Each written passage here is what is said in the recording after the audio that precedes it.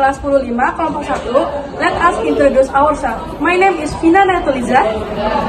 My name is Muhammad Rizky. My name is Arif Ramadan. My name is Julian Deba. My name is Terina Tukulukir. My name is Anissa Ardiana. My name is Muhammad Farid Banur Zaman. My name is Intan Maizura. Nah, di sini teman-teman, kami akan mewawancarai beberapa atau tiga ya teman-teman, tiga narasumber dari SMA 52 Jakarta tentang hak dan kewajiban. Nah, teman-teman di sini pada penasaran gak sih? Penasaran gak sih? Penasaran nih. Dan nantikan saja. Bye-bye. Hai teman-teman, kami akan ke narasumber pertama nih teman-teman. Siapa ya kira-kira Sabina? Ayo kita ke sana teman-teman. Hai. Coba perkenalan dulu nih, namanya siapa dan dari kelas berapa? Nama aku Zahra Liani dari kelas 10-3. Oke. Zahra, tahu gak sih kamu kali ini akan diwawancara tentang apa sebelumnya? Apa ya? Oke, mungkin aku akan kasih tahu dulu nih. Kita akan mewawancara tentang hak dan kewajiban di sekolah ini Ala. Jadi kamu akan diwawancara 2 pertanyaan saja kok, nggak banyak Ala. Menurutku dampak yang itu tuh bakalan berpengaruh buruk banget karena gak bakal stabil gitu sama hak yang aku bakal dapetin. Jadi aku harus mengerjakan kewajiban dengan benar. Gitu aja.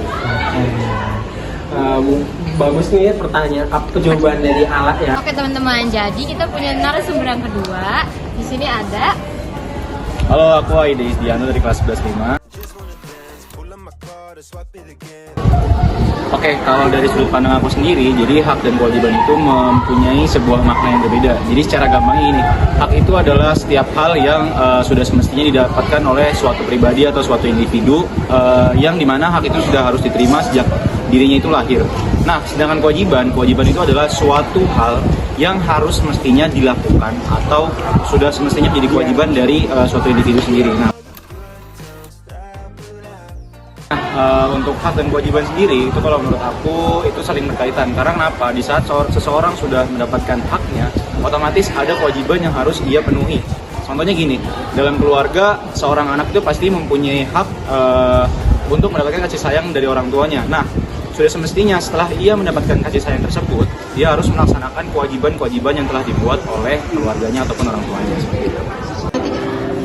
Halo teman-teman. Selanjutnya kita akan ke narasumber ketiga. Ayo kita datangin narasumber ya. Halo Kak Najwa. Boleh perkenalan dulu nggak namanya siapa dan dari kelas berapa? Oke, jadi halo semuanya. Perkenalkan nama aku Najwa Syarifah. Aku dari kelas 12-7.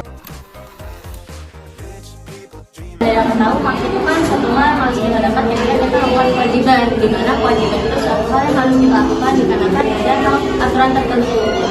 Baik, terima kasih Kak. Untuk ini menurut saya akan mempertanggungjawabkan hak saya kepada pihak yang berwenang supaya ya fair lah apa yang aku dapetin gitu. Terima kasih ya Ala sudah bersedia untuk diwawancara oleh kelompok kita. Cara menanggapinya itu sebenarnya gampang. Jadi kalau seseorang tidak melaksanakan kewajiban yang sudah diberikan setelah dia mendapatkan haknya, yang pertama harus kita lakukan itu seharusnya kita memastikan dulu keadaan si orang itu lagi kenapa. Kayak misalkan gini, gampangnya dalam keluarga ya, anak pasti ada di fase dimana dia nggak mau naatin peraturan dari orang tuanya. Nah, kita lakukan pendekatan dulu nih, apa yang terjadi pada dirinya. Setelah itu baru kita ajak untuk bermediasi, untuk bicara segala macam, kenapa dia tidak mau melakukan kewajiban tersebut. Barulah kita cari jalan keluar bersama-sama supaya kewajiban itu bisa nantinya tidak membebani si pihak tersebut dan kembali dilaksanakan kembali seperti itu. Ya, terima kasih Kak Ide ya. Oke, terima kasih banyak Kak Ide atas jawaban yang bagus sekali. Dadah. Jadi kalau pendapat aku tadi itu berarti ada hal yang harus dievaluasi kan, ada hal yang harus dibenarkan. Biasanya hal itu terjadi ketika di masing-masing kelompok itu dia nggak mau bilang nih, misalnya 7 kelompok, satu satunya itu dia nggak kerja gitu. Nanti dia tuh nggak bilang sama guru, padahal seharusnya kalian tuh harus bilang sama guru karena itu tuh harus membuat transparansi nilai dan juga biar semua orang tuh ngedapetin hak dengan kewajiban mereka dapetin. Kalau misalnya kalau kewajiban, mendingan kita nggak usah ngedapetin hak. Jawabannya tuh sangat keren banget dan itu benar-benar logik karena studi kasus ini tuh sering banget terjadi di antara kita ya Kak. Gitu. Oke. Terima kasih teman-teman. Sekian dan terima kasih.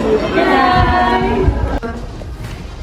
Jadi berdasarkan hasil wawancara dan yang ketiga narasumber, kesimpulan yang kami dapatkan adalah hak dan kewajiban merupakan sesuatu yang saling berkaitan. Lalu, kami menyimpulkan bahwa setiap orang sudah pasti mendapatkan hak setelah melaksanakan kewajiban.